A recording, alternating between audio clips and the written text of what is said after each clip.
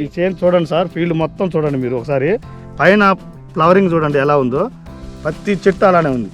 కాపు కూడా ఎమ్మటే సెట్ అవుతుంది. ఇక్కడ చూడండి సార్, ఇది చూడండి సార్, ఈ కొమ్మ ఇట్లా తిప్పుతున్నాను చూడండి, కళ్ళ ఎమ్మటే కాపు సెట్ అయిపోతుంది. ఇదిగోండి, దాదాపు ఇంకా 10-15 రోజుల్లో పూర్తిగా మల్లె తోట కనుక ఎలా ఉంటుందో అలా సెట్ అయిపోద్ది. మొత్తం చిక్కుడు తీగ బారిపోద్ది. మొత్తం చేను మొత్తం చూడండి అలానే ఉంది, ఎక్కడా తగ్గలేదు.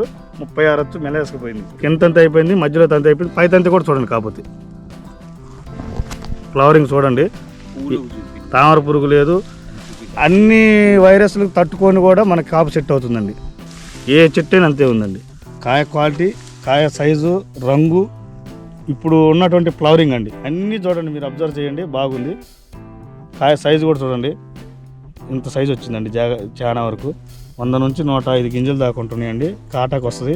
అధిక దిగుబడి వచ్చడానికి అవకాశం ఉందండి. ప్రజ్వల్ సీడ్స్